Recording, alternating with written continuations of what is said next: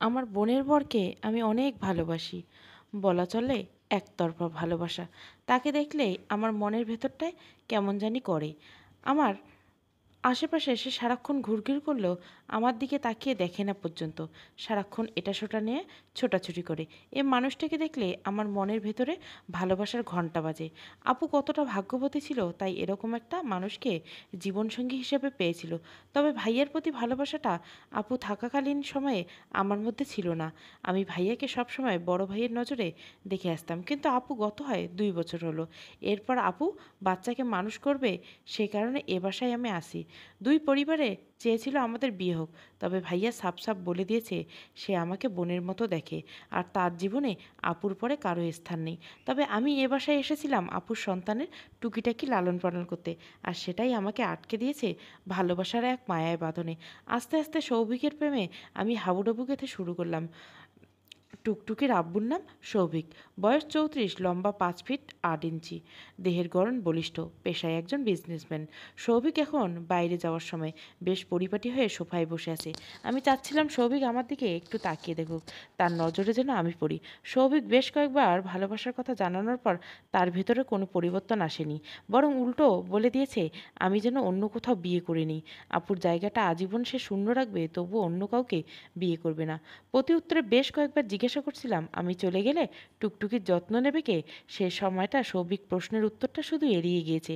Souvik drawing রুমের আশেপাশে ঘুরঘুর করে কি যেন খুঁজছে।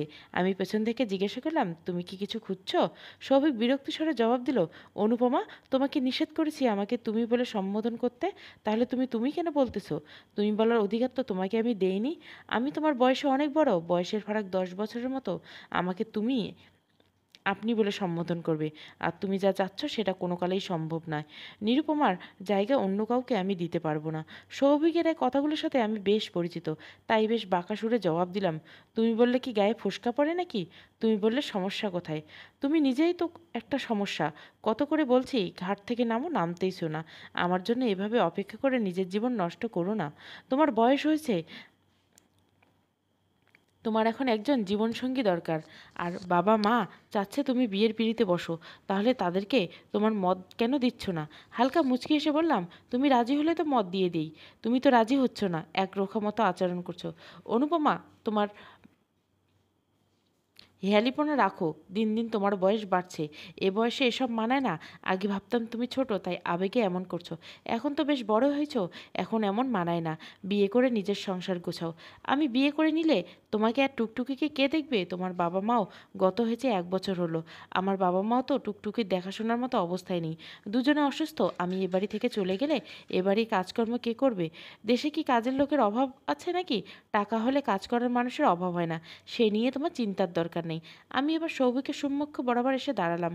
আরও টুকটাক কি যত্ন কি কাজের বুয়াদের দিয়ে হবে? আমাকে সে মা বলে ডাকে, মায়ের আদর কি টাকা দিয়ে কিনতে পারবেন? টুকটুকির জন্য হলো আমাকে মেনে নাও। আমাকে টুকটুকির কাছ থেকে দূরে সরিয়ে 3 বছরের দুধের বাচ্চাটাকে কি পারবে কষ্ট করে দিতে? আমি জানি পারবে না। তাহলে কেন আমাকে মানতে পারতেছো না?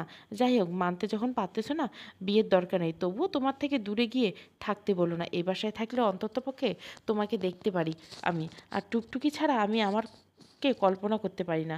অনুপমা, নিজেকে এত ছোট কেন করছো? কোনো কিছুর অভাব তো নেই তোমার। কেন আমার মতো মানুষকে ভালোবাসতে গেলে সেখানে তুমি নিজেও জানো এর ফলাফল শূন্য? নিজেকে সামলাও, টুকটুকি চিন্তা করা যাবে। আমাদের জন্য নিজের জীবন নষ্ট করো না। আর সঙ্গের মতো সামনে দাঁড়িয়ে না থেকে আমার ঘড়িটা কোথায় রেখেছি সেটা তো খুঁজে দিতে পারো। সৌভিকের কথায় খারাপ লাগলো, গায়ে মাখি না ইদানিং। এগুলো 1 বছর যাবৎ শুনে যাচ্ছে। মা বাবা অনেকবার বলেছে এ বাসায় থাকলে লোকে মন্দ বলে টুকটুকিকে নিয়ে বাসায় যেন চলে যাই। তবে সৌভিক টুকটুকিকে দিতে রাজি হয়নি, সেও আমাদের বাসায় গিয়ে থাকবে না। আর বাবা মা ও আপুর মৃত্যুর জন্য সৌভিককে দায়ী করে, তাই তারা এ বাসায় আসবে না। তাই বাধ্য হয়ে টুকটুকির জন্য এ বাসায় থাকতে এসেছিলাম। বাবা মার সম্মানের কথা চিন্তা করে সৌভিকের সাথে বিয়ে করার কথা ভেবেছিলাম, তবে সৌভিক রাজি হয়নি। আমি সৌভিকের কথায় হালকা গাল ভেঙচি কেটে বললাম, নিজের ঘড়ি তো আমাকে খুঁজে দিতে হয়। আমি চলে গেলে পারবে তো একা থাকতে? এখন তো অবহেলা করতেছো, কিন্তু সত্যি সত্যি চলে গেলে তখন আমাকে মিস করবে তুমি, তখন কাঁদলেও আমাকে খুঁজে পাবে না। সৌভিক ভুঁড়ি কুঁচকে টি টেবিলটা উপর থেকে ঘড়িটা হাতে নিয়ে সামনের আঙ্গুলে দিয়ে তুড়ি বাজিয়ে বলল, এই যে নিজের ঘড়ি নিজে খুঁজে নিলাম। তোমাকে আমার প্রয়োজন নাই। এখন বলছি সময় মতো বিয়েটা করে নাও, আমার আশা বাদ দাও। আমি চুপ হয়ে দাঁড়িয়ে রয়েছি। এই মানুষটা কবে আমাকে বুঝবে, কবে তার কঠিন মনটা কোমল হবে। দুজনে এত কাছে দাঁড়িয়েও তবু দুজনের মধ্যে কত দূরত্ব, কবে দূরত্ব ঘুচবে দুজনের একসাথে, কবে এই তিক্ততার সুর কাটিয়ে এই মানুষটার সাথে মুগ্ধ সুরে কথা বলবো। এটাই কি আমার স্বপ্ন থেকে যাবে নাকি বাস্তব রূপ নিবে? কত শত চিন্তা ডানা বাঁধছে, অবুঝের মতো তার দিকে তাকিয়ে আছি আমি। এ তাকানোর শেষ কোথায়, কোথায় এর গন্তব্য? এর মধ্যে সৌভিকের হাতের তুড়ি আমার সামনে আবারও বাজলো। আমি কিছুটা নড়ে উঠলাম। সে আমার দিকে তাকিয়ে বিরক্ত গলায় বলল, তোমাকে তো নিষেধ করেছিলাম আমার দিকে এভাবে না তাকাতে, এরকম ড্যাব ড্যাব করে তাকিয়ে থাকবে না, আমার ভীষণ ভয় হয়। আমি তার কথা শুনে কড়া গলায় জবাব দেব, আমি কি বাঘ নাকি ভাল্লুক যে তোমাকে খেয়ে ফেলবো? তার থেকেও ডেঞ্জারাস তুমি। যাই হোক, খালা কোথায়? খালাকে দেখছি না যে। খালা এত সকাল সকাল উঠতে পারে নাকি? বাই দ্য ওয়ে, এত সকাল সকাল কোথায় বের হয়ে যাচ্ছ? বিজনেসের কাছে ঢাকার বাইরে যেতে হবে, এসে আবার রাঙামাটি যাব, একটা ট্যুর দিব। অনেকদিন কোথাও ঘোরা হয় না। নিরুপমার সাথে প্রতি বছর ঘোরা হতো, ও চলে যাওয়ার পর অভ্যাসটাই ছুটে গেছে। আর টুকটুকি ছোট ছিল, ওকে নিয়ে যাওয়ার মতো অবস্থা নেই। এখন টুকটুকি একটু বড় হয়েছে, ওকে নিয়ে ঘুরতে যাব। তুমি সে সময়টা তোমার বাবা মার কাছে গিয়ে থাকো। ঘোরার কথা শুনে অনুপমার মনটা আনন্দে নেচে উঠল। ওকে রেখে যাওয়ার কথা শুনে ওর মুখটা একদম ফ্যাকাশে হয়ে গেল। সে কিছুটা চুপ থেকে বলল, আমাকে নিয়ে গেলে সমস্যা কোথায়? আমি কি এমন করেছি? টুকটুকি ছাড়া আমি থাকতে পারবো না, আমিও যাব তোমার সাথে। তোমাকে নিয়ে গেলে অনেক সমস্যা, তোমার মতো আপদ সামলাবো নাকি ঘুরবো? আমি টুকটুকিকে ছাড়া থাকতে পারবো না, যেতে হলে ওকে ছাড়া যাও। না করছে কে তোমাকে? আর টুকটুকি গেলে আমিও যাব ওর সাথে, বলে দিলাম। এখন আমার সামনে আর ঘ্যান ঘ্যান করো না প্লিজ, একদম সহ্য হচ্ছে না তোমাকে। সকাল সকাল মুডটাই নষ্ট করে দিল। আমি গেলাম, 7টা বাজতে চললো, দেরি হয়ে যাচ্ছে বলেই হনহন করে বের হয়ে গেল সৌভিক। আমি শুধু পেছন ফিরে তাকিয়ে রইলাম, তার চলার গতিপথ দেখতে লাগলাম। ঠিক সে মুহূর্তে সে আবার আমার পেছনে এসে আমার দিকে আসতে লাগলো। তার চাহনিতে বোঝা যাচ্ছে সে আমার দিকে ক্ষীণ দৃষ্টিতে তাকিয়েছে। তাহলে কি আমার এ শ্বাস তার চোখে শীতল করছে? আমি খুশি মনে দাঁড়িয়েছি, কিন্তু আমার এই খুশি বেশিক্ষণ স্থায়ী হলো না। আচমকা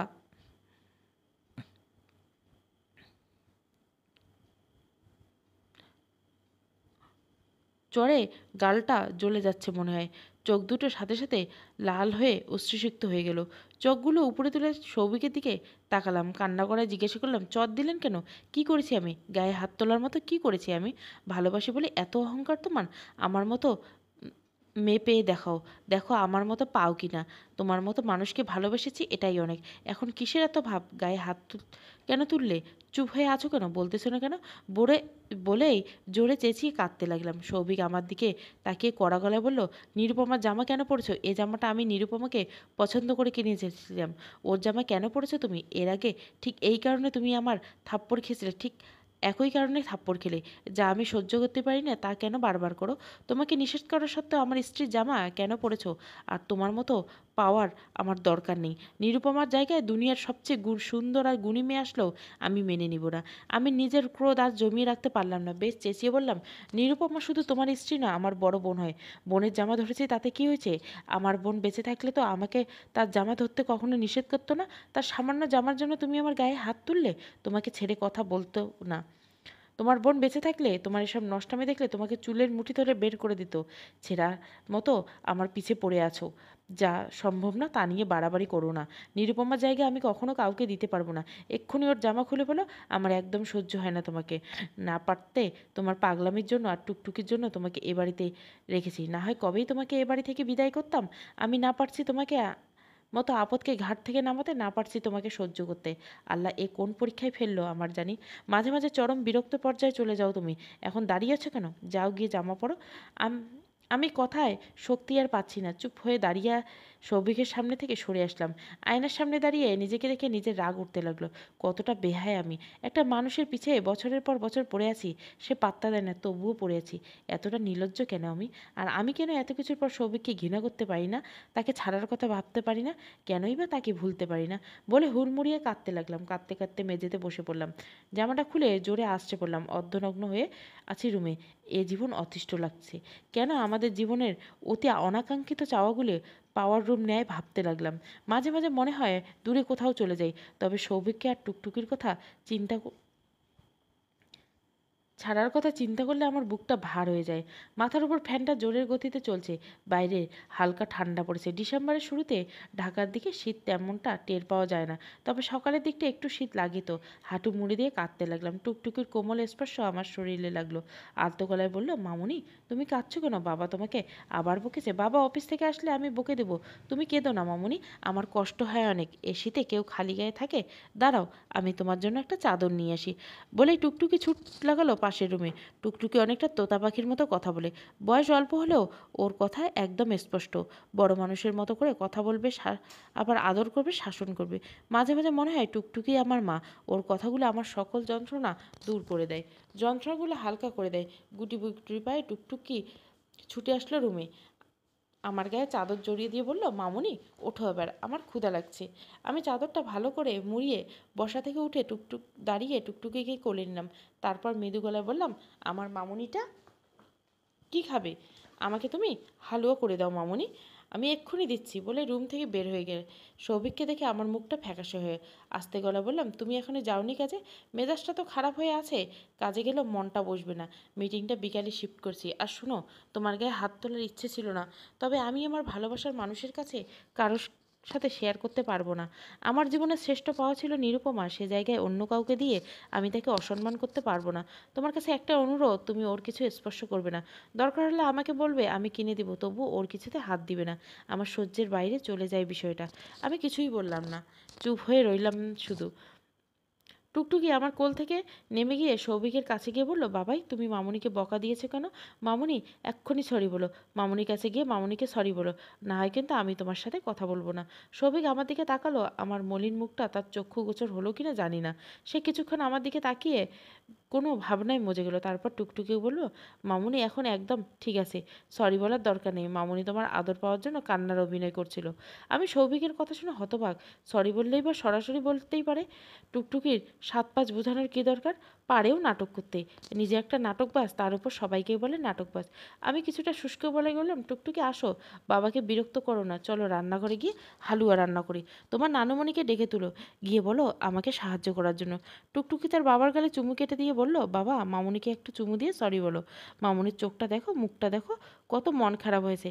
আমি মামুনিকে বিরক্ত করলে, মামুনি যখন রাগ করে, তখন তো মামুনির গালে চুমু দিয়ে সরি বললে মামুনি হেসে দেয়। তুমি মামুনিকে একটা চুমু দিয়ে সরি বলো, দেখবে মামুনিই হেসে দিবে। মামুনির মনটা খারাপ, মুখটা একটু ভালো লাগে না। টুকটুকির দিকে আমি অবাক নয়নে তাকিয়েছি। মেয়েটা দিন দিন কত পাকা হয়ে যাচ্ছে, অথচ ভালোই হয়েছে। এবার সৌভিককে দেখবো মেয়ের আবদার কি করে এড়িয়ে যায়। মনে মনে শয়তানি একটা হাসি দিয়ে মুখটা আধার বানিয়ে দাঁড়িয়ে আছি সৌভিকের রিয়াকশন দেখার জন্য। এদিকে টুকটুকি নাছোড়বান্দা সৌভিককে বারবার বলতে লাগলো, মামুনির গালে চুমু দিয়ে সরি বলতে। বাবা টুকটুকির পাগলামি। সৌভিক উঠে দাঁড়ালো, আস্তে আস্তে আমার দিকে এগোতে লাগলো। সৌভিক যতই এগোচ্ছে ততই আমার মনটা উড়ু উড়ু করতে লাগলো। সৌভিক কি তাহলে টুকটুকির আবদারে সায় দিবে? কি ভাবছি এসব? এসব ভাবতে আনা ঠিক হবে না, এমন কিছু হবে না। তবে সৌভিকের আগমনের গতি বলে দিচ্ছে এখন অন্য কিছু হবে। তাহলে কি আমি সৌভিকের উষ্ণ ছোঁয়া পেতে চলছি? আমার বুকে ধুকপুকানি বাড়তে লাগলো। সৌভিক ঠিক আমার কাছে আসলো। আমার মনের ভেতরে জলোচ্ছ্বাসের বড় একটা যেন আশ্রে পড়তে লাগলো। টুকটুকি সৌভিকের কোলে, আর সৌভিক আমার একদম কাছে। টুকটুকি সৌভিককে বলতে লাগলো, কি হলো বাবা, মামুনিকে চুমু কেন দিচ্ছ না? মামুনিকে চুমু দিয়ে সরি বলো। দেখো না মামুনি কেমন মুখটা কালো করে রেখেছে। মামুনির মনটা কত খারাপ, মামুনির মনটা ভালো করে দাও বাবা। টুকটুকির কথায় আমার মুখটা আরও মলিন করে রাখলাম। মনে মনে টুকটুকে বাহবা বাহবা দিতে লাগলাম। পুচকি মেয়ে আমার একদম ঠিক সময় ঠিক চালটাই চেলেছে। এদিকে টুকটুকি তার বাবাকে একই কথা বারবার বলে যাচ্ছে। সৌভিক টুকটুকির নাচরবান্দা কাজ করা দেখে আমার কাছে এসে যা করলো তা আমার ভাবনার চিন্তার সীমার বাইরে ছিল। সৌভিক ঠিক আমার কানের কাছে এসে হালকা গলায় বলল, তোমার ঘাড়ে তেলাপোকা আসছে। আমি মাত্রাতিরিক্ত তেলাপোকা ভয় পাই। তেলাপোকা শব্দটা শুনে আমি চেঁচিয়ে উঠলাম আর লাফালাফি শুরু করলাম। টুকটুকি আমার এমন লাফালাফি গর্তে হাসতে দেখলো। আর টুকটুকি সৌভিকের কোল থেকে নামিয়ে আমার কাছে এসে বলল, এত নিচে নেমেছো যে আমার মেয়েকে তুমি হাতিয়ার হিসেবে প্রয়োগ করছো? আমি তোমার কাছে এটা আশা করিনি অনুপমা। টুকটুকির মনে এসব সস্তা চিন্তা ঢুকাবে না দয়া করে। ওর ছোট মনটায় বড় চিন্তার আভাস বিচরণ করাবে না, এটা উচিত না। আর তুমি যে হাতিয়ার প্রয়োগ করো না কেন, ফলাফল শূন্য। এই সৌভিকের জীবনে নিরুপমা ব্যতীত আর কারো ভালোবাসার আবেদন কেবল নিষ্ফল রোদন ব্যতীত কিছু না। কথাটা বলে সৌভিক টুকটুকিকে নিয়ে ঘরের দিকে চলে গেল। আমি চুপ হয়ে দাঁড়িয়েছি, মনে মনে চিন্তা করতে লাগলাম, যেহেতু এতটা নিচে নামছি আরও নামবো, তবু সৌভিককে পেয়েই ছাড়বো। আমার জীবনে একমাত্র লক্ষ্য সৌভিককে পাওয়া। তাকে পাওয়ার জন্য যত নিচে নামতে হয় নামবো, দরকার হলে আরও ছ্যাঁচড়া হব, তবুও নিজের ভালোবাসা নিজের করে নিব। তাছাড়া আমি উন্মাদ হব, প্রয়োজনে মাতাল হব, প্রয়োজনে নিজের সবটা উজাড় করে দিব, তবু শেষ নিঃশ্বাস ফেলার পূর্বে সৌভিকের সহধর্মিণী হব। এ শুধু আমার প্রতিজ্ঞা না, আমার একনিষ্ঠ একরকমই চিন্তা। মনটাকে একনিষ্ঠ করে সৌভিকের রুমের দিকে এগোলাম। টুকটুকির মনটা অন্যদিকে। ইতিমধ্যে সৌভিক ঘুরিয়ে দিয়েছে। আমি তার রুমে ঢুকতে সে আমার দিকে তেড়ে এসে বলতে লাগলো, রুমের প্রবেশের পূর্বে অবশ্যই আমার অনুমতি নিয়ে প্রবেশ করতে হবে। কারো রুমে হুটহাট প্রবেশ করা অভদ্রতা। আর টুকটুকি তোমার সাথে সাথে এরকম অভদ্র শিখে যাবে। আমি চাই না তোমার সামান্য ত্রুটির জন্য আমার মেয়ে উল্টোপাল্টা শিক্ষা পাক। সব কিছুতে তার বাড়াবাড়ি। আমি তো আর পর নই যে তার রুমে আমাকে অনুমতি নিয়ে প্রবেশ করতে হবে। সবসময় এত বাড়াবাড়ি বেশ গা জ্বলে যায়। আমি কিছুটা রাগী গলায় বললাম, তোমার সাথে আমার কি এমন শত্রুতা যে সব কিছুতে আমার ভুল খুঁজতে থাকে? তোমাকে ভালোবাসি, এটা কি আমার বড় অন্যায়? তোমার মেয়েকে মেয়ের মতো আদর করি, এটাও কি আমার অন্যায়? এত অন্যায় যখন গলা টিপে মেরে ফেলো, অসহ্য লাগে তোমার এসব কথাবার্তা। আমার কষ্টটা একটু বুঝো। তোমার আমাকে বিয়ে করতে হবে এমন জোর তো করিনি, তবে ভালো ব্যবহার তো করতে পারো নাকি সেটারও যোগ্য আমি না। সৌভিক খালাকে ডাকতে লাগে। খালা সৌভিককে ডাকে ঘরে প্রবেশ করলো। খালা ঘরে ঢুকতে সৌভিক টুকটুকিকে খালার কোলে দিল এবং মৃদু গলা বলল, খালা ওকে নিয়ে পাশের রুমে যান, আর ও কী খেতে চায় সেটা একটু শুনুন, ওকে একটু সামলে রাখুন। খালা সৌভিকের কথায় পাল্টা কোনো জবাব না দিয়ে টুকটুকিকে নিয়ে পাশের রুমে চলে গেল। রুমে আমি আর সৌভিক। সে আমার কাছে আসলো, আমার দিকে তাকিয়ে ইশারা করে চেয়ারে বসতে। আমি ওর ইশারা অনুযায়ী চেয়ারে বসলাম। সে আমার সম্মুখে বরাবর খাটে বসলো। বেশ আস্তে গলায় আমাকে বলল, তোমাকে চাইলে ঝাড়ি দিতে পারতাম, 10টা কথা শোনাতে পারতাম, তবে সে কাজ আর করব না, কারণ তোমার মতো গন্ডারের চামড়া সেগুলো কোনো প্রভাব ফেলবে না। অনুপমা টুকিটাকি ধীরে ধীরে বড় হচ্ছে, ওর সামনে তোমার এসব বেহায়াপনা কথাগুলো বলা কি খুব জরুরি? ওকে তো তুমি নিজের মেয়ের মতো আদর করো, নিজের মেয়ের সামনে নির্লজ্জের মতো যা বলছো সেটা কি ঠিক? ওকে আদৌ সঠিক শিক্ষা পেয়েছে? আর বাকি রইল তোমার ব্যাপারটা। তোমার বয়স এখন যথেষ্ট। একটা 24 বছরের মেয়ে ম্যাচুরিটি নিশ্চয় কম না তো? তোমাকে বোঝানোর মতো কিছুই নেই, তবু বলছি, আমি তোমার বোনের হাজবেন্ড ছিলাম, সে অনুযায়ী আমি তোমাকে সবসময় ছোট বোনের মতো দেখে এসেছি। এখনও তাই ভাবি। কোনোদিন তোমার নিকট আমি এমন কোনো বিষয় উপস্থাপন করিনি যাতে করে তুমি এত আবেগী হয়ে গিয়েছো। আমি নিরুপমাকে পাগলের মতো ভালোবাসি, এখনও বাসি। ছোটবেলা থেকে বুঝ হওয়ার পর থেকে আমি তাকেই ভালোবাসি। অনেক চড়াই উতরাই পার করে তোমার বাবা মায়ের বিরুদ্ধে গিয়ে আমরা বিয়ে করি। বেশ সুখী ছিলাম দুজনে, কিন্তু একটা অ্যাক্সিডেন্ট সব কিছু কেড়ে নিল। আমি এখনও চোখ বন্ধ করলে নিরুপমাকে দেখতে পাই, তার হাসি, তার কথা আমি এখনও ভুলতে পারি না।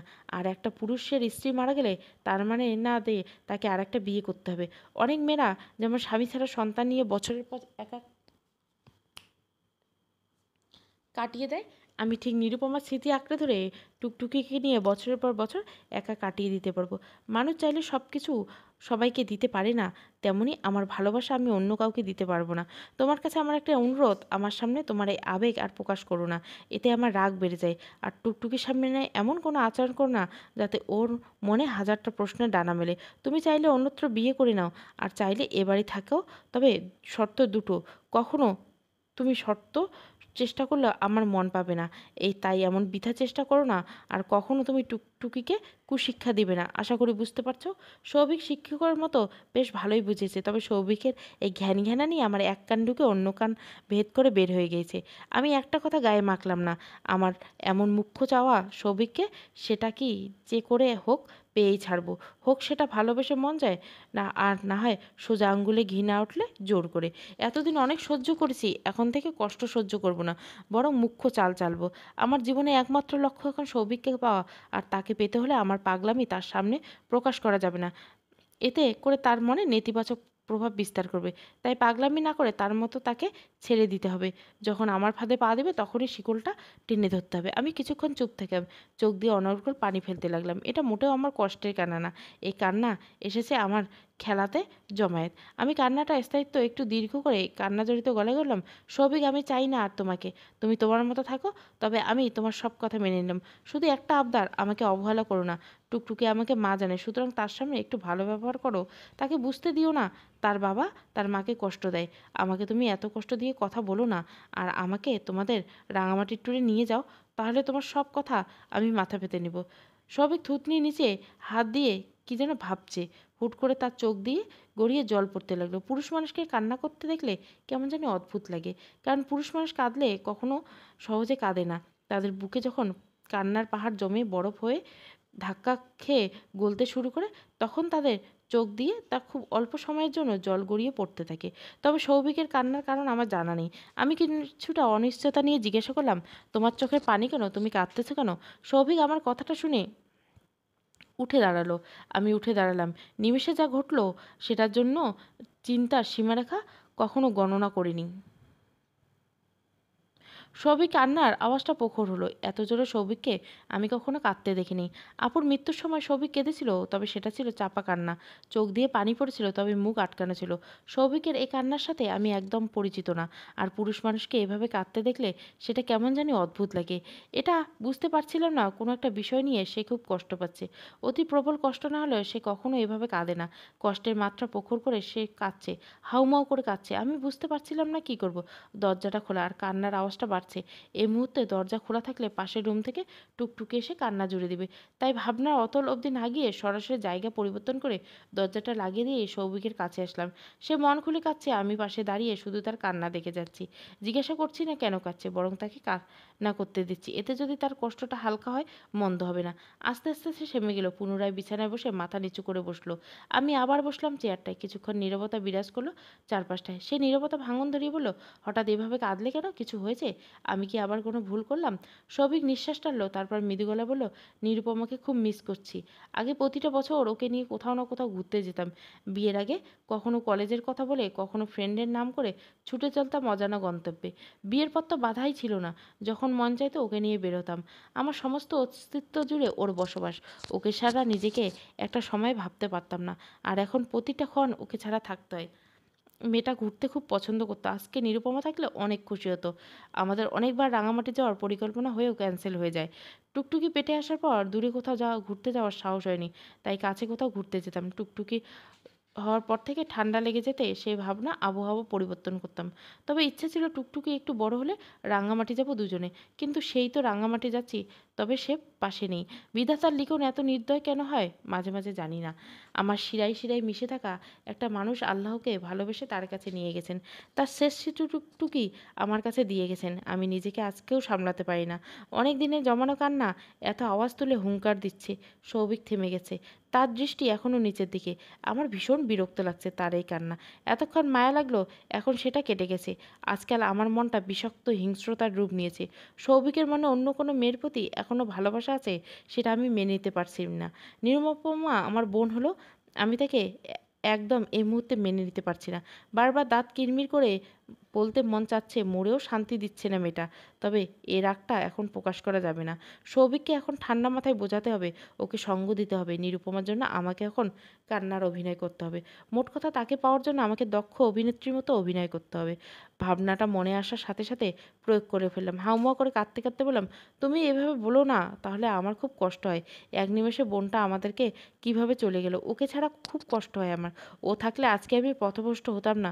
তুমি সুখে থাকতে আর আমিও। সব কিছু যেন এলোমেলো হয়ে গেছে। কিন্তু সৌভিক এখনো কান্না করে তো কিছুই হবে না। আমাদেরকে শক্ত হতে হবে, টুকটুকির জন্য হলেও শক্ত করো নিজেকে। ও যদি এসে দেখে আমরা কান্না করছি, ও কষ্ট পাবে, আর ওর মনে প্রশ্ন জাগবে। ও তো এখন জানেই না ওর মা পৃথিবীতে নেই। এই বয়সে ওকে এমন বুঝতে দেওয়া ঠিক হবে না। টুকটুকির জন্য হলে তুমি শান্ত হও, আমি গিয়ে নাস্তার ব্যবস্থা করি। কি খাবে নাস্তা? সবিক চুপ হয়ে আছে। আমি তার মুখভঙ্গি দেখতে লাগলাম, সে কি করছে, আমার কথাগুলো তার মনে পৌঁছাচ্ছে কিনা বোঝার চেষ্টা করলাম। সবিক আগের থেকে নিজেকে কিছুটা স্বাভাবিক করে নিল। বুঝতে পারলাম আমার কথাগুলি তার মাথায় লিপিবদ্ধ হয়েছে। সে আরও কিছুক্ষণ চুপ থাকলো, চোখ দুটো মুছে নিয়ে স্বাভাবিক কণ্ঠ বলল, দরজাটা খুলে বাইরে যাও, এভাবে দরজা আটকে দিয়েছে কেন? খালা দেখলে কী ভাবে? আক্কেল বুদ্ধি কি সব চলে গেছে? দ্রুত দরজা খুলে বের হও। আর আমি এখন কিছুই খাবো না, পারলে টুকটুকিকে খাওয়া। আর কিছুক্ষণের জন্য তুমি আমার সামনে আসবে না। আমি একটু নিজেকে সময় দিতে চাই।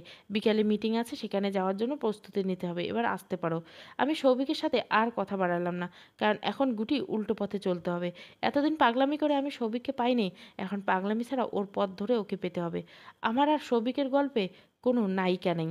নায়িকা যে ছিল চলে গেছে 2 বছর আগে, আর গল্পে এখন শুধু আছে নায়ক আর ভিলেন।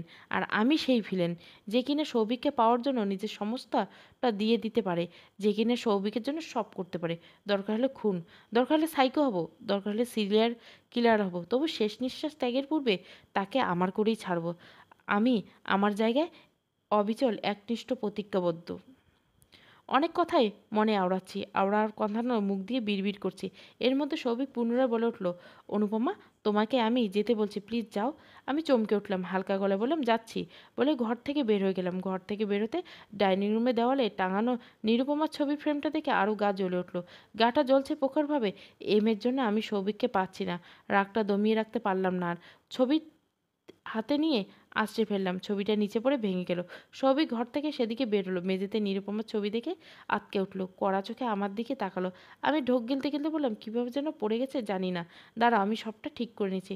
বলে মেঝেতে থাকা নিরুপমার ছবিটা তুলতে লাগলাম। ইচ্ছা করে কাচের টুকরো দিয়ে হাতের কয়েকটা জায়গায় কেটে নিলাম। হাত দিয়ে গড়গড় করে রক্ত বেরোচ্ছে। আমি করে উঠলাম। সৌভিক আমার হাতের দিকে তাকে দ্রুত আমার কাছে আসলো। আমাকে অস্থির গলায় বলল, খালি হাতে কাজ ধরতে গেলে কেন? গ্লাভস পরে নিলেই তো হতো। আমি আপুর ছবিটা হাতে নিয়ে সৌভিকের দিকে বাড়িয়ে দিয়ে বললাম, আপু এতক্ষণ মেঝেতে রাখতে মন সায় দিচ্ছিল না, গ্লাভস পরতে পরতে দেরি হয়ে যাবে। আমি আপুর ছবিটা নিচে পড়ে যেতে দেখে নিজেকে আর সামলাতে পারিনি, তাই দ্রুত কাজ করতে গিয়ে হাতে কাজ লেগে গেছে। তুমি ছবিটা ধরো, কিচ্ছু হবে না আমার।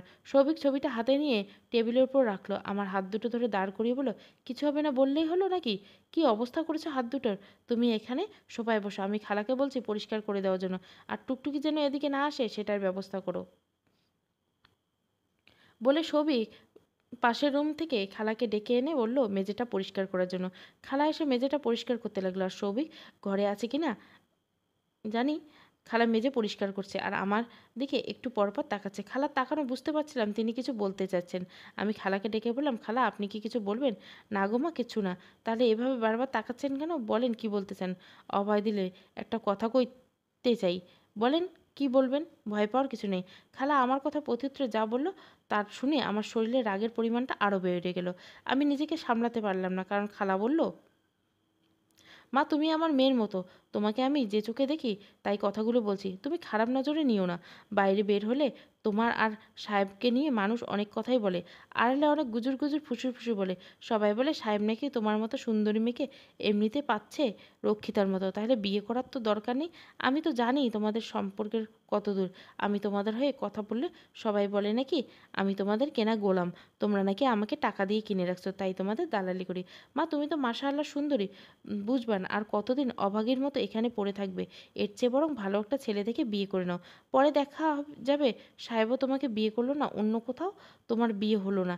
একা থাকার কষ্ট রে অনেক রে মা, দেখো না আমাকে একা এখানে পড়ে আছি, স্বামী সন্তান কেউ খোঁজ নেয় না, মন টিকে না, তবুও থাকতে হয়। মারে, সময় থাকতে সময়ের কদর দাও।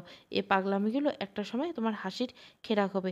সাহেব দেখুক আর না দেখুক, আমি দেখছি তুমি তোমার বোনের ছবিটা কিভাবে আছড়ে ফেলছো।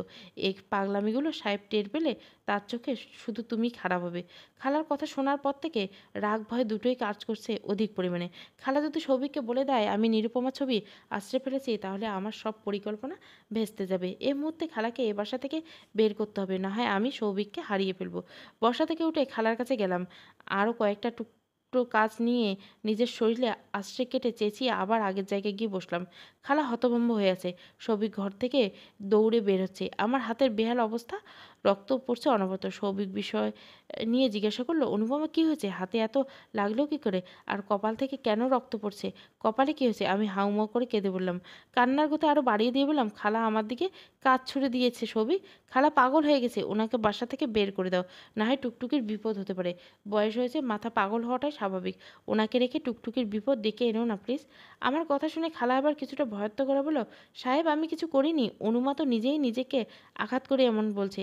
আমি বলেছিলাম নিরুপমা ছবি অনুমা ফেলে দিয়েছে, সেটা যদি আপনি জানেন তাহলে তার উপর রাগ করবেন অনেকটা, তাই সে এমনটা করেছে।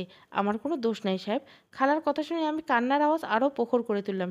নিজের দোষ ঢাকার জন্য আমার উপর মিথ্যা অপবাদ চাপাচ্ছে। বয়স হয়েছে, এক পা কবরে গিয়েছে রয়েছে, তবুও কুটনামি স্বভাব গেল না। কেউ ইচ্ছে করে নিজের হাল এমন করে? আমার উপর মিথ্যে চাপাতে কষ্ট হচ্ছে না খালাকে? কী সব বলছে সৌভিককে? আপনার কি ধারণা সৌভিক আমাকে দেখতে পারে না, তাই এই সুযোগে আপনি যা বলবেন সব বিশ্বাস করে নেবে? খালা কান্না বাঁধতে লাগলো, হেঁচকি তুলে তুলে কাঁদছে খালা। শাড়ির আঁচল দিয়ে মুখ চেপে ধরে বলল, সাহেব আমি কিছু করিনি, অনুমা শুধু শুধু আমার সাথে এমন করছে। আমি সৌভিকের দিকে তাকালাম। সৌভিক কী বলে সেটার অপেক্ষায়। আমি জানি সৌভিক আমাকে বিশ্বাস করতে বাধ্য। এর আগেও খালা কারণে অকারণে অনেক মিথ্যা বলছে, আর ভাবনাটা সৌভিক আরও বেশি বিশ্বাসযোগ্য করে তুলল। সে খালার দিকে তাকিয়ে কিছুটা চাপা শুরু বলল, খালা আপনি যা করেছেন সেটা অন্যায়। কথা ঘুরিয়ে নেওয়ার একটা অভ্যাস আছে আপনার। আর অনুপমা আর যাই হোক এতটা পাগল না যে নিজের কপাল নিজে কাজ দিয়ে কাটবে। আপনার বয়স হয়েছে, এ ধরনের পাগলামি আপনাকে মানায় না। আর কারো উপর মিথ্যে অভিযোগ দেবেন না। নিরুপমা যেমন আমার স্ত্রী, তেমনই অনুপমার বড় বোন। সে তার বোনকে যথেষ্ট ভালোবাসে। আমি কখনো নিরুপমার প্রতি ভালোবাসার অভাব অনুপমার মধ্যে পাইনি। তার অনুপমা নিরুপমার ছবি ফেলে দিয়ে এ অবাস্তব মিথ্যে বানোয়াট কথা আমি মেনে নিতে পারলাম না। আর দ্বিতীয়ত, অনুপমা হয়তো রাগের মাথায় আপনাকে বের করে দিতে বলেছে, কারণ টুকটুকির ব্যাপারে অনুপমা অনেক সিরিয়াস। টুকটুকি তার মেয়ের মতো বললেও ভুল হবে, বলা চলে টুকটুকি তার মেয়ে হয়ে উঠেছে, আর সে টুকটুকির মা। তবে আমি চাই না আপনি বাসা থেকে বের হয়ে যান। আমাদের বাসায় দীর্ঘদিন আছেন, আপনাকে দেখাশোনা করার মতো কেউ নেই। আমি আপনাকে বের করে দিলে রাস্তায় রাস্তায় পড়ে মরতে হবে। একজন বিবেকবান মানুষ হয়ে আমি এ কাজ করতে পারবো না। আপনি এ বাসায় থাকেন, মন দিয়ে কাজ করেন, অনুপমার সাথে হাত লাগাবেন না দয়া করে। অনুপমা আমার কেউ না, বা অনুপমাকে আমার প্রয়োজন নেই। অনুপমার প্রতি আমার কোনো টান নেই। তবে একটা কথা মানতে হবে যে অনুপমা টুকটুকির মা, ওকে সে সম্মানটা দিয়ে কথা বলবেন। আপনি কাজগুলো পরিষ্কার করে নিজের ঘরে যান। খালা এবার আরেকটু হেঁচকি তুলে কি জানি বলতে নিল। সৌভিক ওনাকে আটকে দিয়ে বলল, খালা আর কোনো কথা শুনতে চাচ্ছি না। আপনি কাজগুলো নিয়ে নিজের কাজে মনোযোগ দেন। একান্ত কোনো কিছু দরকার পড়লে আমার সাথে দেখা করবেন, আমাকে বলবেন। আশা করি আমার কথা বুঝতে পেরেছেন। খালা শুধু মাথা ঝাঁকিয়ে, খালার চোখ দিয়ে পানি পড়ছে। টুকরো কাজগুলো নিয়ে রান্নাঘরের দিকে চলে গেল। এবার সৌভিক আমার দিকে তাকালো। আমার পাশে বসে তুলায় স্যাভলন লাগিয়ে আমার কপালের কাটা দাগটা মুছতে লাগলো, হাত দুটো পরিষ্কার করতে লাগলো। এর মধ্যে টুকটুকি এসে আমার পাশে বসলো, আমাকে জড়িয়ে ধরে মন খারাপ করে বলতে লাগলো, মামুনি তোমাকে কে ব্যথা দিয়েছে? বাবা ব্যথা দিয়েছে? আমি কিছুটা হাসি টেনে বললাম, না মা, একটু ব্যথা এমনি এমনি লেগেছে। তোমার বাবা আমাকে একটু ব্যথা দেয়নি, বরং দেখো তোমার বাবা আমার ব্যথা কমিয়ে দিচ্ছে। সৌভিক তার কাছে ব্যস্ত আমার হাতের রক্ত মুছে পরিষ্কার করতে লাগলো। সৌভিকের এই স্পর্শটা আমাকে কতটা স্বস্তি দিয়েছে বোঝাতে পারবো না। বুকের ভেতরটা যেন হিমল শীতল বাতাসে সঞ্চার হতে লাগলো। প্রশান্তিময় একটা পরিবেশ। খালার জন্য একটু মন খারাপ লেগেছে, যদি বেচারি বিনা কারণে এতগুলো বকা খেলো। কিন্তু আমি তো সেফ জোনে চলে আসলাম এতে করে। এ সাপ লুডু খেলায় কখন সাপের মুখে পড়ে যাবে না। এবার সাপের মুখে পড়লে পুনরায় খেলতে হবে, নতুন চাল দিতে হবে। এর চেয়ে বরং চালগুলো খুব সাবধানে বলি, যাতে করে মই দিয়ে তত্তর করে উপরে উঠতে পারি। সৌভিকের হাত দুটো পরিষ্কার করে ব্যান্ডেজ করে দিল, আর কপালটায় ব্যান্ডেজ লাগিয়ে দিল। তারপর মৃদু গলায় বলল, আজকে আর রান্নার কাজ করতে হবে না, রেস্ট নাও। আমি বাইরে থেকে খাবার পাঠিয়ে দিচ্ছি, টুকটুকিকে আমি খাইয়ে দিয়ে যাচ্ছি। আমাকে এখন ঢাকার বাইরে যেতে হবে। মিটিংটা না করতে পারলে অনেকগুলো টাকা গচ্ছা যাবে। আর খালার সাথে কোনো খারাপ ব্যবহার করবে না। বয়স হয়েছে, এলোমেলো কথা একটু বলবেন, তবে ওনাকে কখনো বাসা থেকে বের হয়ে কথা বলবে না। ওনার দুনিয়াতে আমার ছাড়া কেউ নেই। নিজের মা যেমন ভুল করলে আমরা ক্ষমা করে দিই, ঠিক সেভাবে ওনাকে দেখবে বলে সৌভিক উঠে গেল। টুকটুকি পাশে বসে আমাকে জড়িয়ে ধরে গালে চুমু দিয়ে আদর করতে লাগলো। আমি টুকটুকিকে কয়েকটা চুমুক দিলাম। বেশ নীরবতা হয়ে আছে চারপাশে। সবাই টুকটুকি আর আমি বসে টিভি দেখছি। সৌভিক তৈরি হয়ে দ্রুত বের হয়ে গেল। যাওয়ার সময় বলে গেল, খাবার অনলাইনে অর্ডার করে দিয়ে আসলে যেন রিসিভ করি। টাকা ডয়ারে রেখে গেছে, সেখান থেকে যেন টাকা নেই। সৌভিকের কথাগুলো বলে হনহন করে বেরিয়ে গেল। সৌভিক বের হওয়ার কিছুক্ষণ পরে আমার মাথায় কূটবুদ্ধির সঞ্চার হলো। আমি দিকবিদিক না দেখে ভেতরে আমার বুদ্ধির সমাবেশ ঘটল, আর সাথে সাথে বিস্ফোরণ ঘটল এক অগ্নিলাভার। খালা রান্নাঘরে কাজ করছিল, চুলায় চায়ের পানি বসেছে। এই মুহূর্তে খালা আমার জন্য ডেঞ্জার জোন। খালাকে এ বাসা থেকে বের করারও কোনো উপায় নেই। আর এ বাসায় থাকলে সৌভিকের কান ভাঙানিতে খালায় বদ্ধপরিকর। খালা ইনিয়ে বিনিয়ে অনেক কথা বলতে পারে, আর সেসব কথা সৌভিকের মন বিষাতে করে দিবে। যেহেতু খালাকে এ বাসা থেকে বের করে দিতে পারবো না, সেহেতু খালার বেঁচে থাকার কোনো অধিকার নেই। খালাকে আমি দরকার হলে মেরেই ফেলবো। আপাতত খালাকে ভয় দেখাতে হবে। আমি রান্নাঘরে গেলাম। খালা চুলায় বসাতে পানি, চায়ের পাতা দিয়েছে। খালা সাধারণত সুতি শাড়ি পরে। খালা কি যেন পেছন দিকে ঘুরে নিতে যাচ্ছিল। আমি সুযোগ বুঝে খালার আঁচলটা গ্যাসের চুলায় জ্বালিয়ে দিয়ে আস্তে করে বের হয়ে আসলাম। বের হওয়ার মিনিট তিনেক পর খালা চেঁচিয়ে উঠল। টুকটুকি আমার কোল থেকে বলে উঠল, মামুনি, নানুমণি কাঁদছে, দেখো কী হয়েছে। আমি টুকটুকির কথা পাত্তা না দিয়ে অন্য কথা ভাবছি আমার আর সৌভিকের মাঝে যে আসবে আমি তাকে এভাবে সরিয়ে দিব। আমার ভালোবাসায় আগুন ধরাতে যে আসবে তাকে আমি আগুন ধরিয়ে দিব। ভেতরে ভেতরে আসছি আজকে খালার শেষ সময়টা কত অসহায়ত্বে কাটাবে, এসব ভেবে যেন নিজের মধ্যে আত্মশুদ্ধি পাচ্ছি। ভাবনার এক পর্যায়ে লক্ষ্য করলাম খালা আমার সামনে বেশ জড়সড় হয়ে দাঁড়িয়েছে। খালার শাড়ির বেশিরভাগ অংশ পুড়ে ছাই। তিনি আমার দিকে তাকিয়ে ভয়ার্ত গলায় বললেন, মারে, এত জোরে চিৎকার দিলাম, তোমার কানে কি যায় না? আমার শাড়িতে আগুন লেগে গেছিলো, হিতাহিত জ্ঞান হারিয়ে ফেলেছি, আমি কী করবো? সময় মতো যদি বুদ্ধি না করে পানি ঢালতাম আমি তো আজকেই পুড়ে ছাই হয়ে যেতাম, বলে হু হু করে কেঁদে রাখলো। খালার এই কান্না আমাকে ভীষণভাবে প্যারা দিল। মেজাজ গরম হয়ে যাচ্ছে, তবে খালার সাথে এমন খারাপ ব্যবহার করলে এইতে বিপরীত হবে। আমি চুপ হয়ে আছি। মৃদু গলায় বললাম, খালা, আমি তো টুকটুকিকে নিয়ে ব্যস্ত ছিলাম, আপনার চিৎকার শুনিনি। আর আমার হাতে তো ব্যান্ডেজ করা, সে ব্যথাতে আশেপাশের কোনো কিছুই কানে আসছে না। আমি তো রান্নাঘরে গিয়ে দেখলাম আপনি কত সুন্দর চা বানাচ্ছেন, হুট করে আগুন লাগলো কী করে? খালা দীর্ঘশ্বাস ফেলে বলল, জানি না মা, হয়তো ভাগ্যের লিখন। তবে আমার এরে ছোট সাহেবের কাছে এভাবে ছোট করলে কেন? তুমি তো এমন ছিলে না, হুট করে তোমার কি হলো? তুমি কি একটা ডাক্তার দেখাবে মা? আমার মনে হয় তোমার কোনো রোগ হয়েছে, শরীর ভালো না, তাই এমন উল্টোপাল্টা কাজ হয়তো করছো। আমি বিরক্ত সুরে জবাব দিলাম, খালা, কাপড় পাল্টে রেস্ট নিন, খাবার চলে এসেছে প্রায়। খাবার আসলে খাবারগুলো রেডি করে আমাকে দিয়ে যাবেন, আর আপনিও খেয়ে নেবেন। আগুনের বিষয়টাকে সৌভিককে বলার দরকার নেই, সে তা আরও বেশি চিন্তিত হয়ে পড়বে। আপনাকে এসব আকাম করার জন্য বেরও করে দিতে পারে। বের করে দিলে কোথায় গিয়ে থাকবেন ভেবে দেখেছেন? তাই বলবো, নিজের কাজে মনোযোগ দিন। আমাকে বিশ্লেষণ দরকার নেই। আমি যাই করি নিজের টেক কেয়ার আমি নিজেই করতে পারি। আপনাদের এসব কথোপকথন টুকটুকির কচি মনটায় বিষাক্ত প্রশ্নের আবির্ভাব আনতে পারে। আপনি আমার সামনে থেকে যান। খালা কোনো কথা বলল না, দ্রুত পরিসরে আমার সামনে থেকে চলে গেল। আমি চুপচাপ বসে আছি। পরিকল্পনাগুলো সঠিকভাবে পরিচালনা হচ্ছে না, মেজাজটা খিটখিট করছে। যা করছি সব যেন কীভাবে এলোমেলো হয়ে যাচ্ছে। কলিং বেলে টুংটাং আওয়াজ আসলো, বুঝতে পারলাম খাবার এসেছে। টুকটুকি কোলে নিয়ে দরজা খুলে কিছুটা অবাক হলাম। চোখ বড় বড় করে তাকিয়ে দেখলাম একজন সুন্দরী রমণী দাঁড়িয়ে আছে। রমণীর পরনে কালো টি শার্ট আর জিন্স প্যান্ট। চুলগুলো পাকা নাকি কালার করা বেশ বোঝা মুশকিল, তবে মুখের অভাব দেখে মনে হচ্ছে চুলগুলো কালার করা। বয়সটা খুব বেশি না, 25 থেকে 28-এর মধ্যে। আমি ভুরু কুঁচকে দাঁড়িয়ে আছি। টুকটুকি অদ্ভুতভাবে তাকিয়ে আছে মহিলার দিকে, আর মহিলা আমার দিকে চোখ বড় বড় করে তাকিয়েছে। আমি কিছুক্ষণ নীরব থেকে জিজ্ঞাসা করলাম, কে আপনি, কাকে চাই? মহিলা কণ্ঠ নিঃসৃত হলো, Sayanika. I am come from USA. এটা কি সৌভিক সাহেবের বাসা? আমি ওনার সাথে দেখা করতে এসেছি, ওনাকে আমার পরিচয় দিলেই চিনবেন। আমি বুঝতে পারছি না মেয়েটা সৌভিককে কেন চাচ্ছে। আমি কিছুটা চাপা সুরে জবাব দিলাম, জি, এটা সৌভিক সাহেবের বাসা। আপনি কে, ওনাকে চাচ্ছেন কেন? আমি ওনার বেস্ট ফ্রেন্ড এবং বিজনেস পার্টনার, বিজনেসের কাছে দেশে এসেছি, তাই ওর বাসায় ওঠার কথা ছিল। সৌভিকের ফোন আনরিচেবল, তাই সরাসরি ওর বাসার ঠিকানায় চলে এলাম। আমি কি ভেতরে আসতে পারি? হ্যাঁ, আসুন। ও ব্যবসার কাছে ঢাকার বাইরে গিয়েছে, আসতে দেরি হবে। ইটস ওকে, আমি অপেক্ষা করব বলে মেয়েটা সোফায় বসে পড়ল। মেয়েটার হেয়ালিপনা দেখে মনে হচ্ছে সৌভিক তার কত আপন। বাসায় এসে ধূপ করে বসে পড়ছে, একটু ম্যানার্সও জানে না, আর আসার সময় পেলই না। ঘুরতে যাব এই মুহূর্তে হাজির হতে হয়েছে। কোথা থেকে এসে উড়ে এসে জুড়ে বসেছে যত্ত সব। কলিং বেলটা আবার বেজে উঠল। আমি দরজা খুলে ডেলিভারি ম্যান খাবার দিয়ে দাঁড়িয়ে আছে। আমি খাবারগুলো হাতে নিলাম। হাতে নেওয়ার পর ডেলিভারি ম্যান বলল, ম্যাম, এই প্যাকেটটা স্যার সায়নিকা ম্যামের একজন ম্যামের নামে জন্য অর্ডার করছে, ওনাকে দিয়ে দিবেন। এই খাবারটা ওনার জন্য অর্ডার করা। আমি ডেলিভারি ম্যানের কথা শুনে বিস্মিত হলাম। সায়নীকে নিজের নামটা শুনে দরজার কাছে এগিয়ে আসলো। আমার দিকে তাকে বললো, আমাকে নিয়ে কথা হচ্ছিল মানে? আপনার জন্য সৌভিক আলাদা করে খাবার অর্ডার করেছে। আপনি তো বললেন সৌভিকের সাথে আপনার যোগাযোগ হয়নি, তাহলে বুঝলো কী করে আপনি এখন আসবেন? সায়নীকে একগাল হেসে বলল, আরে সৌভিক একটা জিনিয়াস, সে বুঝতে পেরেছিল ঢাকার বাইরে গেলে ফোন আউট অফ ব্রিজ থাকবে। তবে এটা বুঝতে পেরেছিল আমাকে সেও তো ঠিকানা দিয়েছে, তাহলে আমি ঠিকই চলে আসবো। তাই খাবার অর্ডার করে ভুল করেনি। ও তো জাস্ট আমাকে অবাক করে দিল আমার পছন্দের খাবারটা অর্ডার করে। কথাগুলো বলতে বলতে হাত থেকে খাবারের বাক্সটা নিয়ে সোফায় গিয়ে বসলো। সায়নিকার ভাব দেখলে মনে হচ্ছে এ বাসায় বেড়াতে আসেনি, বরং আমরা এ বাসায় বেড়াতে এসেছি।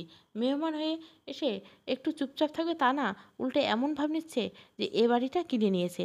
আমি তেমন কিছু আর বললাম না, ডেলিভারি ম্যানকে টাকা পরিশোধ করে বিদায় করলাম। সায়নিকা অলরেডি খাবার খেতে শুরু করছে। আমি ওর দিকে তাকাতে সে খাবারগুলো চিবাতে চিবাতে বলল, কিছু মনে করো না, আমার ভীষণ ক্ষুধা পেয়েছে। তোমরা বসে পড়ো। আর তোমার হাতে ব্যান্ডেজ, তুমি খাবে কি করে? আর তোমার কোলে মনে হয় সৌভিকের মেয়ে টুকটুকি, তাই না? হুম, সৌভিক আর আমার মেয়ে টুকটুকি। তোমার মেয়ে মানে? ওর বউ মতো বউ মৃত যতদূর জানি। এরপর তো বিয়ে করেনি, তাহলে তুমি ওর মা হলে কী হলে? মাকে শুধু জন্ম দিলে হয়? আমি ওকে লালন পালন করে বড় করে তুলছি। আর ওর সামনে এসব কথা বলবেন না। আমার পরিচয় সৌভিকের কাছ থেকে জেনে নেবেন। টুকটুকির সামনে কেউ এই ধরনের কথা বলুক আমি চাই না। এ বাসায় টুকটুকির মা সম্পর্কিত কোনো কথা এলাও না। আপনি খেয়ে নিন, কিছু দরকার লাগলে বলবেন। আরে তুমি রাগ কেন করে কথা বলছো? তোমার মেয়েকে দাও, আমি খাইয়ে দিচ্ছি। তোমার এ হাত নিয়ে ওকে খাওয়াতে পারবে না। সৌভিকের মেয়ে আমার মেয়ের মতোই, কি বলো? মন চাচ্ছে মহিলার মাথা ভেঙে ফেলি। সৌভিক কোথা থেকে এগুলো নিয়ে আসে? যত সব ফালতু মহিলা কোথাকার। তুমি কি বিড়বিড় করে কিছু বলছো? আরে না আপু, আপনি খান তো, টুকটুকিকে আমি খাইয়ে দিতে পারবো। বলে খালাকে ডেকে খাবারগুলো প্লেটে দিতে বললাম। আর সায়নিকা কোন রুমে থাকবে সেই রুমটা গুছিয়ে দিতে বললাম। খালা আমার মতো খাবারগুলো নিয়ে গেল। মোবাইলে টুংটাং কল বাজছে। মোবাইলটা হাতে নিয়ে লক্ষ্য করলাম সৌভিক কল দিয়েছে। আমি কল ধরে সায়নিকার কথা বলার আগে সে বলে উঠল, সায়নিকার জন্য খাবার পাঠিয়েছে আলাদা, ও হয়তো এসে পড়বে, আসলে ওকে খাবারগুলো দিও। আর সায়নিকের ব্যাপারে এসে বলতেছি সব, ওর যত্নের জন্য ত্রুটি না হয়। এদিকে নেট পাওয়া ওয়াক তেমন পাওয়া যায় না, পরে কথা হবে আবার, বলে কলটা কেটে দিল। আমি কিছুটা অবাক হয়ে গেলাম। ভাবতে লাগলাম সৌভিক কখনো কোনো মেয়ের প্রতি এতটা সিরিয়াস হতে দেখিনি। এ কে তাহলে, যার প্রতি সৌভিকের এত সিরিয়াসনেস? আমি চুপ করে ভাবতে লাগলাম। দরজার কড়ার আওয়াজ পেয়ে কিছুটা চমকে উঠে দরজার দিকে তাকিয়ে আবারও চমকে গেলাম।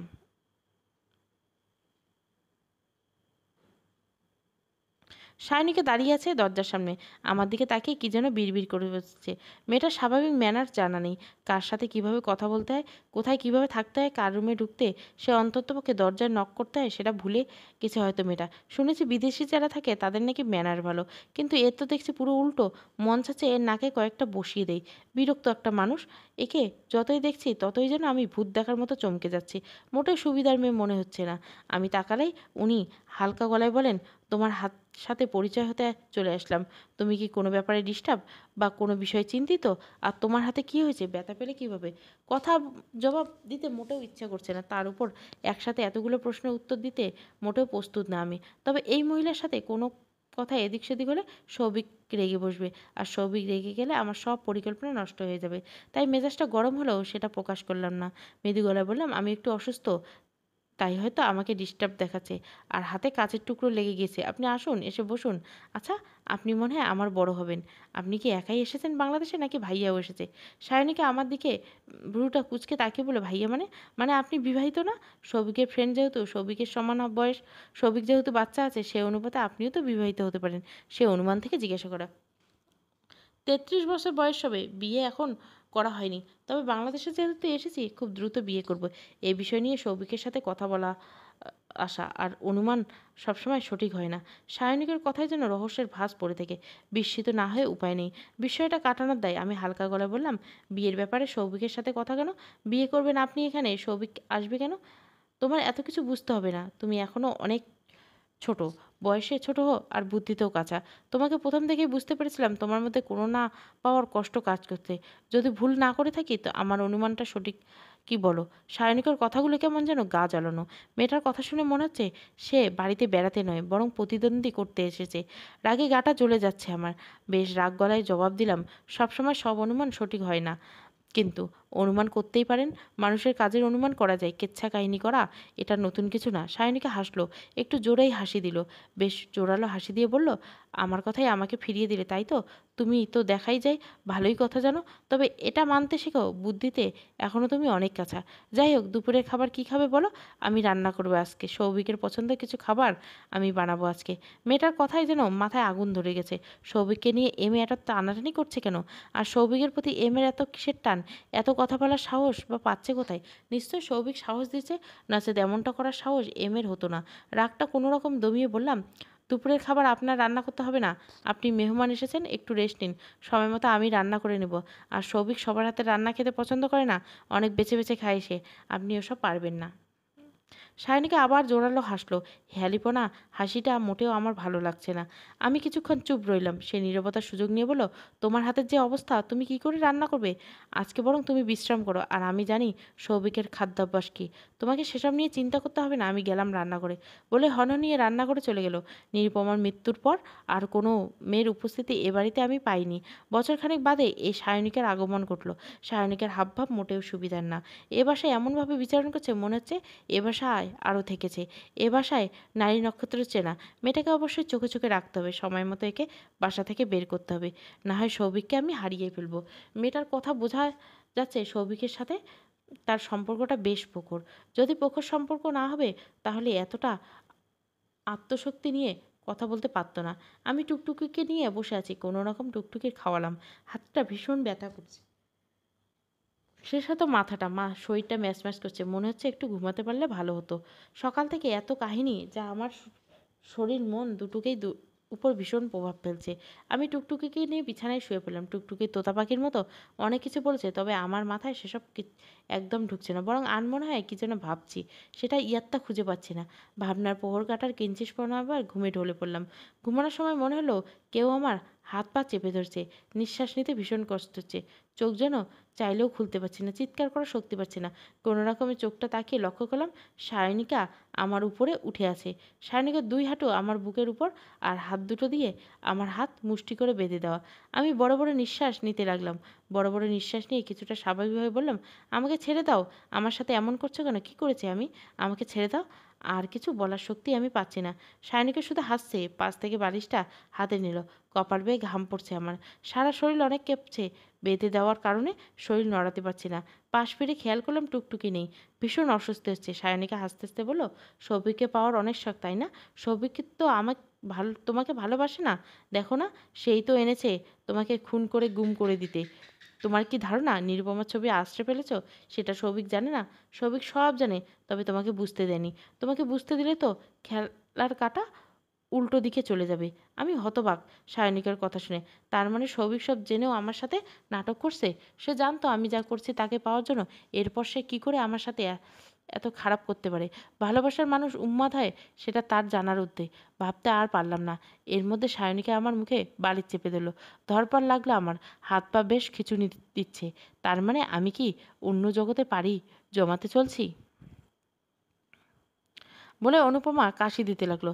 সামনে বসে আদ্র অনুপমার দিকে পানি বাড়িয়ে দিল। আদ্র 27 বছর বয়সী একজন যুবক।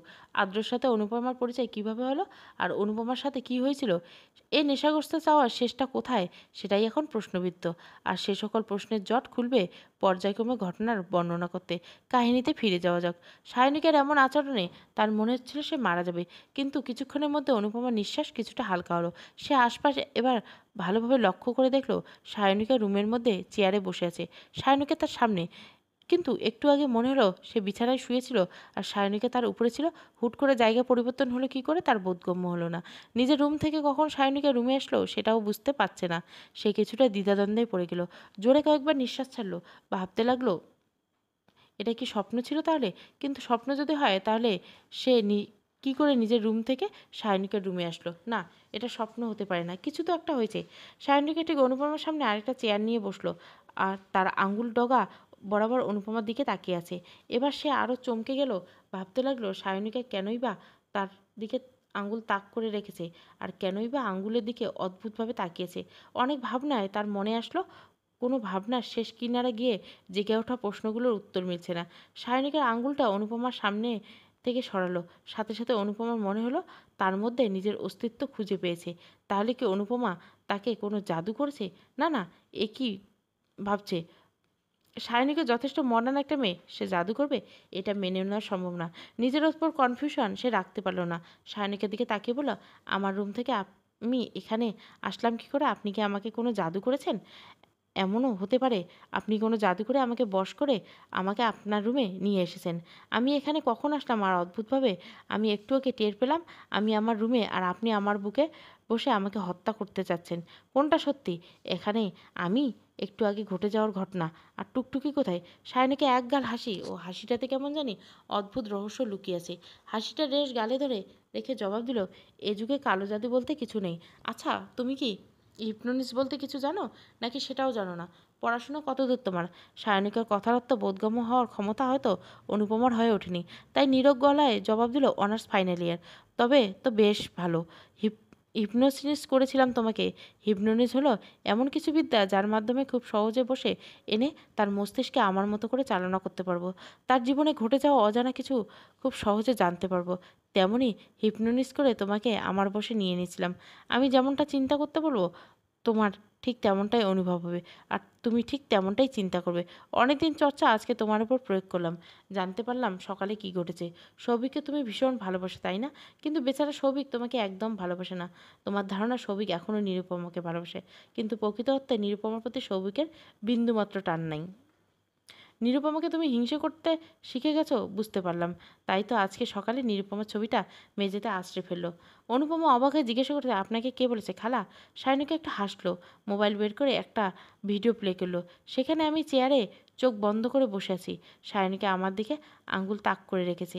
আমি চোখ খুলে তার আঙ্গুলের দিকে তাকালাম। আমি আঙ্গুল বরাবর চাতক পাখির মতো তাকিয়েছি। সায়নীকে কিছুক্ষণ কী যেন বলছে। আমি মনোযোগ দিয়ে শুনছি। এবার সায়নীকে বলল, তোমার জীবনের লক্ষ্য কী? আমি বেশ সাবলীল কণ্ঠে জবাব দিলাম, সৌভিককে আমার করে পাওয়া। তুমি কি জানো সৌভিক তোমায় ভালোবাসে না? হ্যাঁ জানি, তবে ভালোবাসতে কতক্ষণ? জীবনে কাকে বেশি হিংসে করো? নিরুপমাকে। নিজের বোনের এত হিংসে করার কারণ? কারণ একটাই, তার জন্য সৌভিক আমি পাচ্ছি না। কোনো কারণে নিরুপমা তুমি দূরে সরিয়ে দেওনি তো সৌভিককে পাওয়ার জন্য? আমার বোনকে ভালোবাসতাম, তাকে সরিয়ে দেওয়ার প্রশ্নই আসে না। সে একটা অ্যাক্সিডেন্টে মারা যায়, তার মরে যাওয়ার পেছনে আমার কোনো হাত নেই। আমি বরং মনে প্রাণে দোয়া করছিলাম নিরুপমা যাতে বেঁচে যায়। তবে বিধাতা চায়নি, তাই তাকে তার কাছে নিয়ে গেছেন। তুমি কি সৌভিককে পাওয়ার জন্য টুকটুকিকে ভালোবাসার নাটক করছো? টুকটুকি আমার মেয়ের মতো, সৌভিককে আমি ভালোবাসি সেটা, তবে সৌভিকের মতো টুকটুকিকেও আমি ভালোবাসি। ওর ছোট ছোট কোমল স্পর্শ আমাকে সকল কষ্ট ভুলিয়ে দেয়। আজকে করে যাওয়া তোমার কাছ একটা ঘটনা বলো, যেটা করার পর তোমার অনেক ভালো লেগেছে আবার খারাপ লেগেছে। নিরুপমার ছবি দেওয়ালে টাঙা ছিল, সেটা হাতে নিয়ে জোরে মেঝেতে আছড়ে ফেলে আমার ভীষণ ভালো লাগছিল। তবে খালাকে ফাঁসাতে গিয়ে আমার ভেতরে খারাপ লেগেছে। খালার শাড়িতে আগুন জ্বালিয়ে দিয়ে প্রথমে ভালো লাগলো, পরে ভালো লাগেনি। সায়নীকে মেয়েটার তোমার কেমন লাগে? ওকে আমার মোটেও ভালো লাগেনি। ওকে আমার প্রতিদ্বন্দ্বিতা মনে হয়। মনে মনে ওকে আমি ঘৃণা করি। সৌভিকের জন্য শুধু প্রকাশ করতে পারছি না। ভিডিওটা শেষ হলো। অনুপমা বুঝতে পারছে না অবলীলে এতগুলো কথা কখন বলল। একদম টের পাচ্ছে না। তার তো মনেই হচ্ছে না সে এমন কিছু বলছে। তবে ভিডিও তো আর মিথ্যে প্রমাণ দিবে না। সে হতবাক হয়ে সায়নীকের দিকে তাকিয়েছে। সায়নীকে মৃদু হাসছে। সে তার দিকে তাকিয়ে বলল, এসব করার মানে কি? কী চান আপনি? আমি তেমন কিছু না। আমি যেমন সৌভিকের ফ্রেন্ড, তেমনই নিরুপমার ফ্রেন্ড। নিরুপমার মৃত্যু আমার স্বাভাবিক মনে হয়নি। আমার কাছে বরাবর সেটাকে হত্যাই মনে হচ্ছে। এ হত্যার লিস্টে প্রথম আসামি ছিল সৌভিক। তবে সৌভিককে হিপনোটিস করে বোঝা গেল সে এমন কিছুই করেনি। এরপর সন্দেহের তালিকায় ছিল তুমি।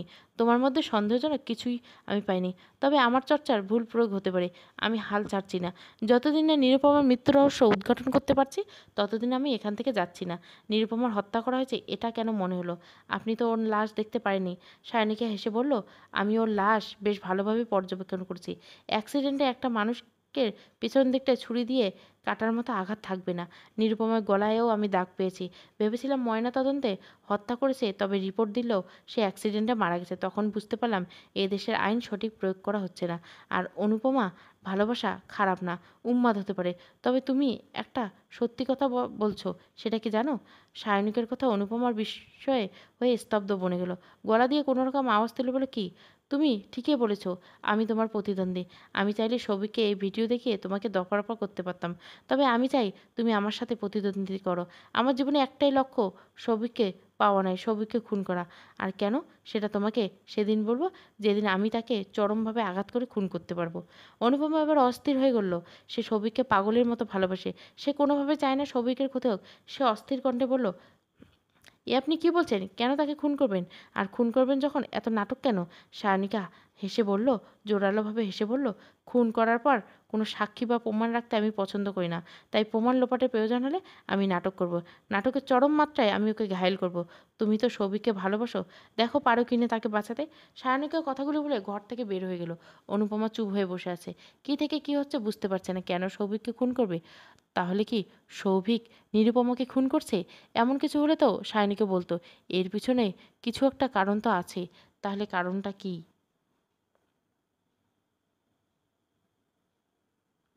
প্রথম পর্ব ভালো লাগলে অবশ্যই লাইক, শেয়ার এবং সাবস্ক্রাইব করবেন। Thank you for watching.